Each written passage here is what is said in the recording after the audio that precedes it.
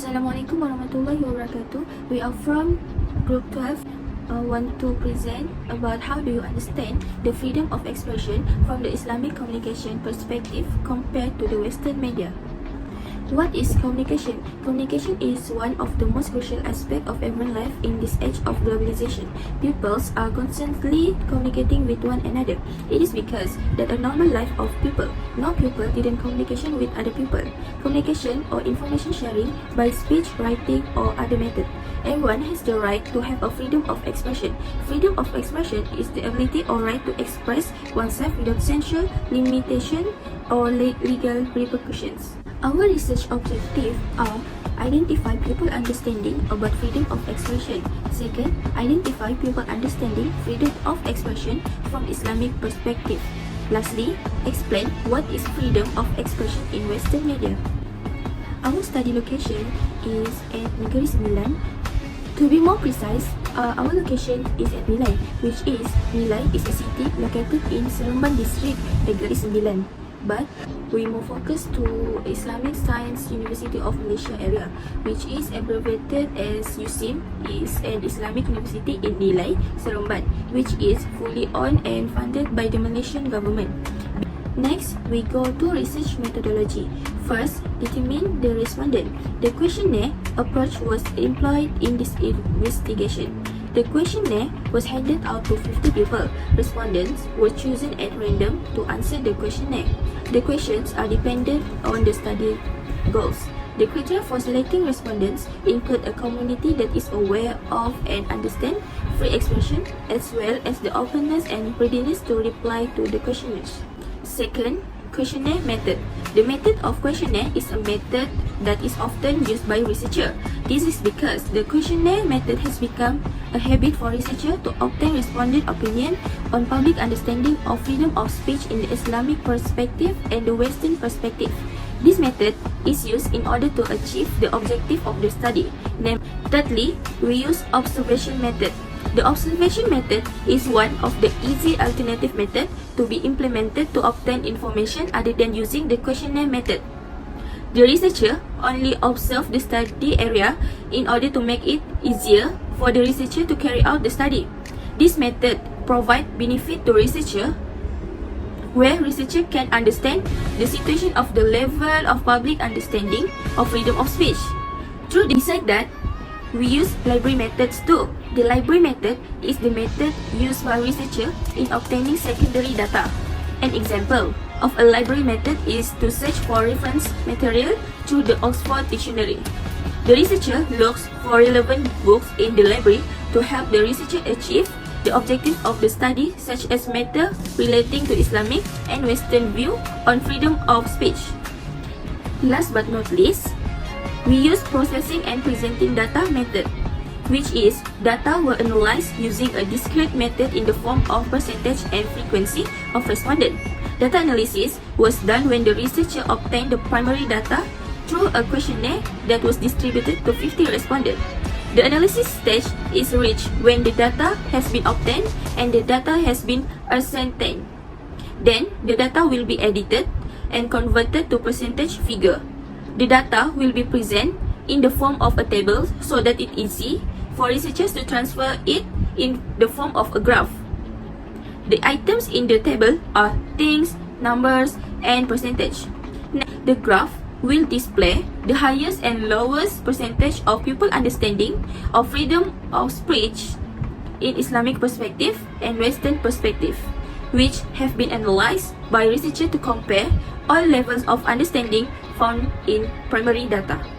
The first concept is everyone has the right to communication his or her opinions and ideas and share information in whatever form. A society must have freedom of expression as of its fundamental human rights in order to remain democratic. Everyone has the right to freely seek, receive, and impart information and opinions without regard to race, color, sex, language, religion, political opinions, national or social origin, academic status, birth or any other social condition. Everyone should be given equal opportunities to receive, seek, and impart information via any means of communication. Freedom of expression is the power or right to express one's opinion without censorship, restraint, or legal penalty. The term freedom of expression in a broad sense has many meanings and concepts. It is not based on a single human right. Rather, it covers broader rights such as the right to speech, opinion, conscience, press, thought, choice, religion, and culture. Freedom of speech and freedom of the press are part of freedom of expression. So expression can come with all kinds of exposure. This includes the rights to express views such as through works of arts, television or radio broadcasting, the internet and social media, or through demonstration and public protests. The first perspective from Islamic communication about freedom of expression is that everyone has the right to express themselves freely in Islam, as long as they do not infringe on the freedom and dignity of others.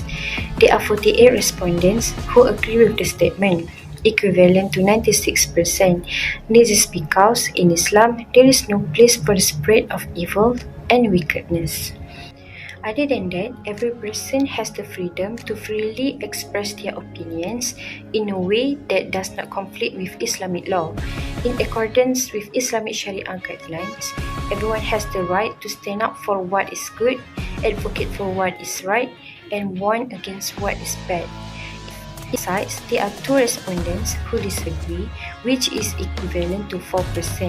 It is because the Quran and the Prophet's Sunnah both claim but also place restrictions on the idea of freedom of expression.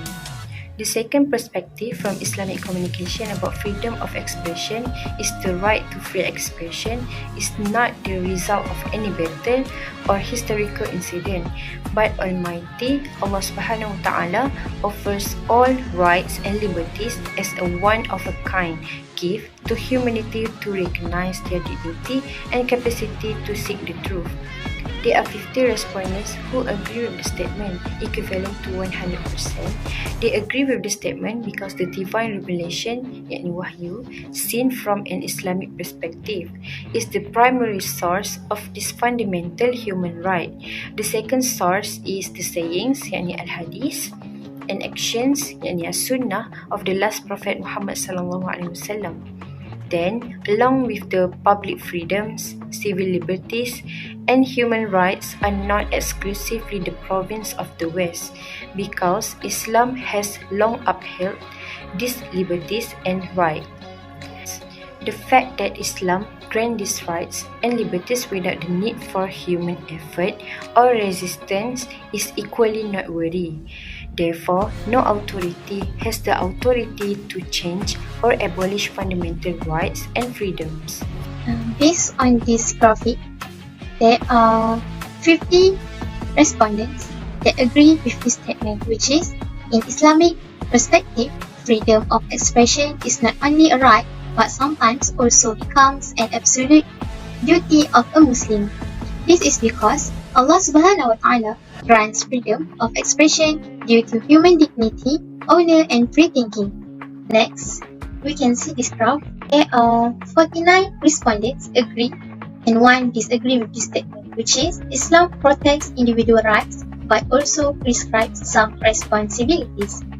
According to the Quranic and Hadith literature, the concept of freedom of expression is granted but limited.